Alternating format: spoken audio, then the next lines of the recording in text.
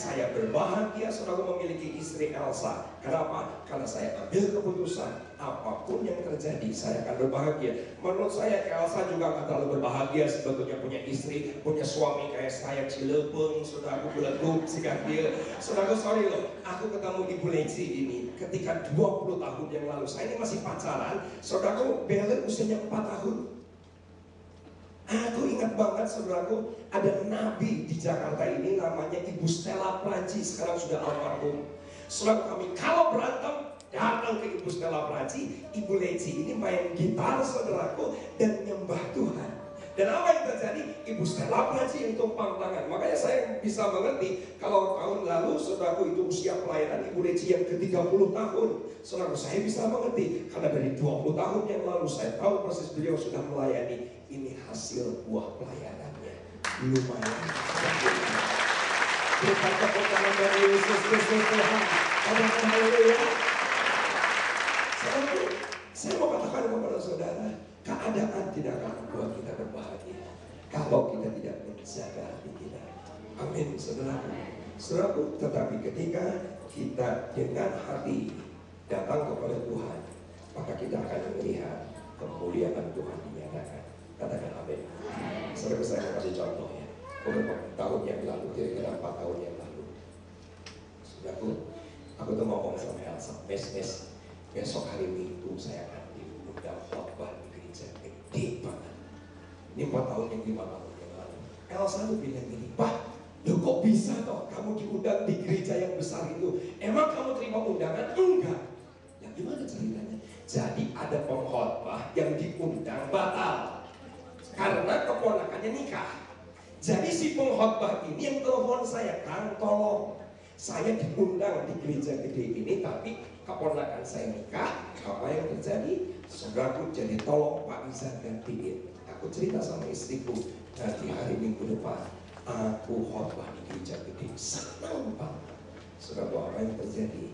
Aku persiapan khotbah supaya bagus sekali khotbahnya. Hari Sabtu sore menjelang besoknya khotbah, aku ditelepon oleh sekretaris gembalanya. Saudaraku, apa yang dikatakan?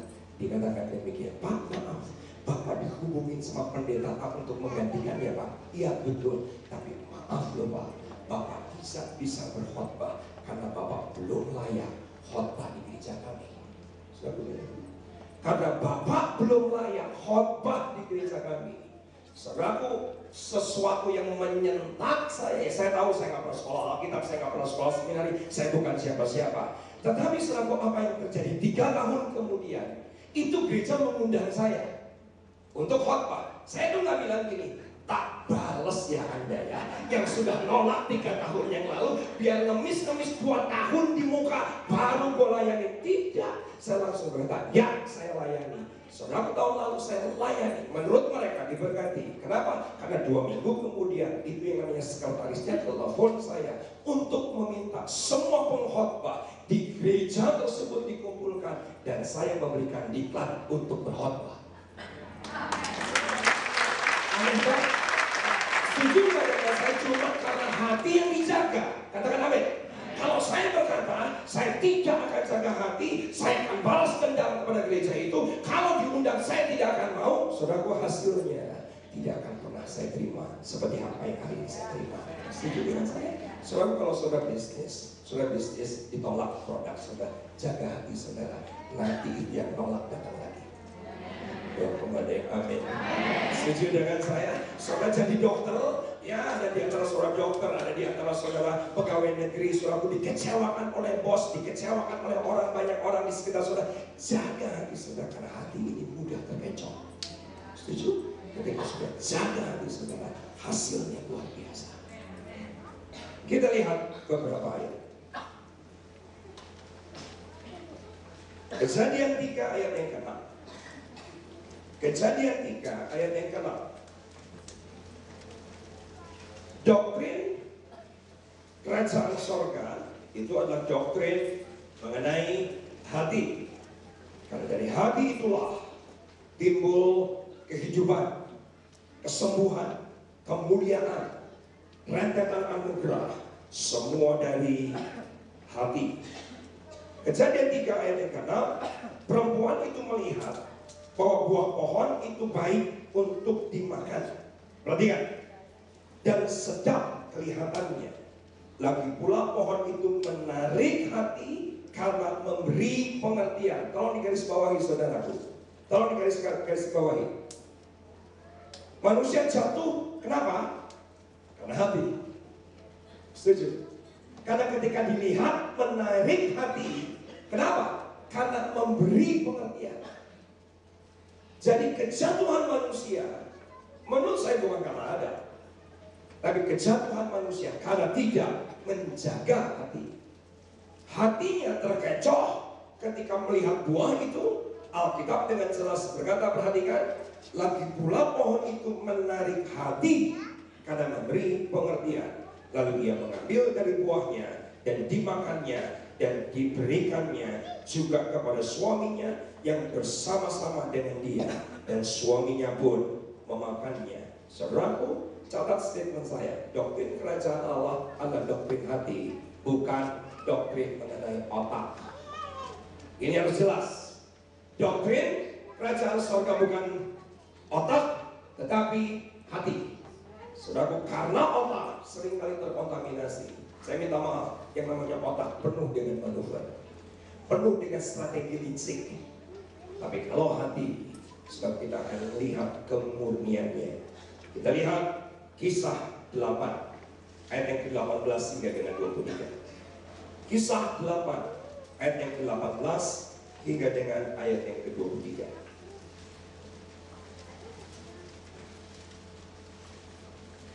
Kisah 8 ayat 18 hingga dengan 23. Ayatnya berkata,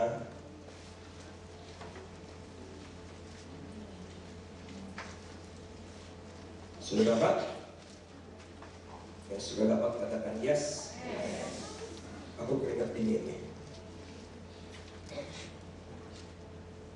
Yes. Minum obat ngantuk. Karena dokternya udah kasih tahu kalau obatnya ini ngantuk. Jadi aku nggak minum obat. Kalau minum obat, nanti kita akan satu dulu bersama. Jadi saya repot sekali hari ini. Saya ingin selesaikan tugas saya sampai nanti ke bagian kedua. Saudara juga tolong doakan. Puji nama Tuhan. Kisah 8. Jadi aku nggak berani minum obat. Aku takut ngantuk. Tapi ini mulai keringat ini. Puji Tuhan. Kisah 8 ayat 18 hingga dengan 23. Perhatikan. Ketika Simon melihat bahwa pemberian Roh Kudus terjadi oleh karena rasul-rasul itu menumpang tangannya, ia menawarkan uang kepada mereka. Telah perhatikan saudaraku, ini hari-hari penantian Roh Kudus dicurahkan. Katakan amin. Saudara, tanggal 12 itu puncak Roh Kudus akan dicurahkan. Inilah hari 10 hari. Saudaraku, 2000 tahun yang lalu secara kontekstual teologis dikatakan bahwa 120 menit menanti-nantikan Tuhan di upper room. Saudaraku perhatikan, jangan sudah berpikir dengan manuver-manuver otak strategi manusia agar Roh Kudus turun dan kita tawarkan uang kepada mereka. Perhatikan ayat yang ke-19. Serta berkata, berikanlah juga kepadaku kuasa itu, supaya jika aku menumpangkan tanganku di atas seseorang, ia boleh menerima Roh Kudus.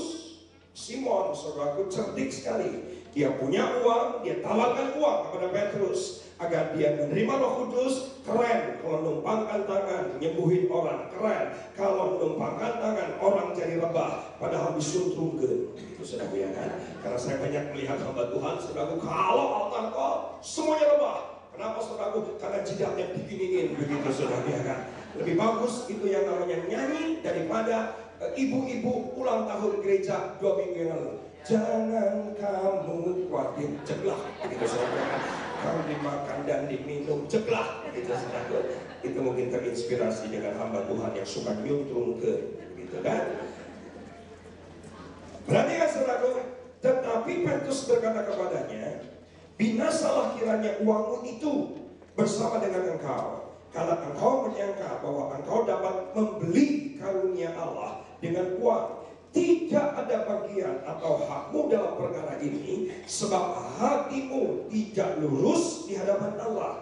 Jadi bertobatlah dari kejahatanmu ini dan berdoalah kepada Tuhan supaya Ia mengampuni niat hatimu ini, sebab kulihat bahwa hatimu telah seperti empedu yang pahit dan terjerat dalam kejahatan. Saudaraku, catat statement saya. Saudara, Roh Kudus akan dicurahkan ke semua kita yang merindukan Roh Kudus bermanifestasi dalam kehidupan kita. Katakan, saudara, tidak bisa dibeli dengan uang, hanya bisa dibeli dengan hati.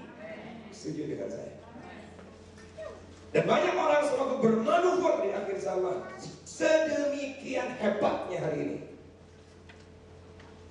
Saudara, saya terima email dari tidak hanya satu hamba Tuhan, tapi ada satu hamba Tuhan, saudaraku, sangat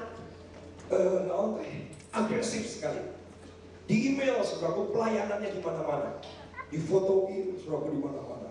Lagi begini difotoin, lagi begini difotoin, lagi begitu difotoin di mana-mana. Pelayanan di sini, pelayanan di sini, pelayanan di sini. Halaman terakhirnya, saudaraku, itu disebutkan tanggal ini masih kosong, tanggal ini masih kosong, tanggal ini masih kosong, siap untuk diundang. Saudaraku, sekali-kali pun saya tidak akan mengundang hamba Tuhan yang model kayak begitu. Betul nggak, saudaraku? Itu hamba Tuhan aneh sekali mempromosikan diri sendiri. Saudaraku, begitu banyak manuver agar bisa melayani, begitu banyak manuver, saudaraku, trik-trik sedemikian hebat untuk kasih karunia Tuhan dinyatakan. Saya mau katakan kepada saudara, yang ilahi tidak bisa dibeli dengan uang, yang ilahi tidak bisa dibeli dengan otak kita, yang ilahi hanya bisa dibeli dengan hati kita. Berikan tepuk tangan bagi Tuhan. Berikan tepuk tangan yang lebih banyak bagi Allah. Haleluya. Aku ketika Bella nikah, yang memberkati adalah Pak Johan Handoyo, sahabat saya. Saudaraku, saya melayani gerejanya Pak Johan Handoyo untuk tahun depan dari ujung San Francisco sampai dengan Brisbane. Bayangin, saudaraku, dari ujung Amerika Utara sampai yang namanya Australia. Selalu saya kemanapun saya pergi melayani gerejanya Pak Johan Handoyo, selalu setahun cuma sekali. Ketika saya bilang begini, Papa, Bella sama Steven pengen diberkati sama Pak Johan. Selalu tahu jawaban Pak Johan apa?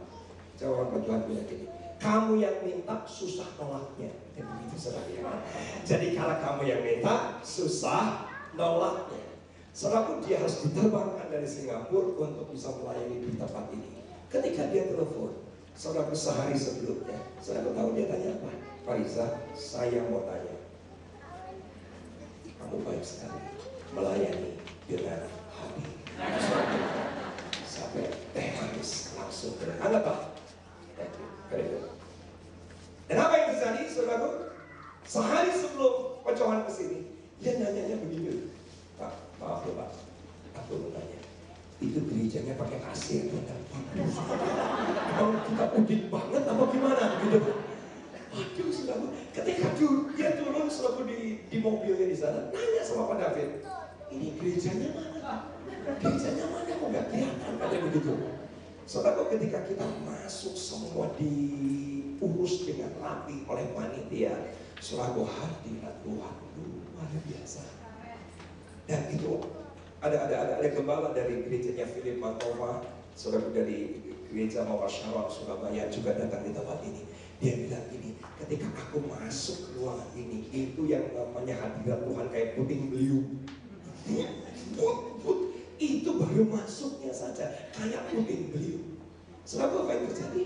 Itu hamba-hamba Tuhan yang saya tidak berpikir Pendeta Sujono Halim datang, beberapa hamba Tuhan yang tidak saya undang juga semuanya datang. Saudara, memberkati Bella itu 10 hamba Tuhan yang tumpang tangan. Bukan satu hamba Tuhan, 10 hamba Tuhan.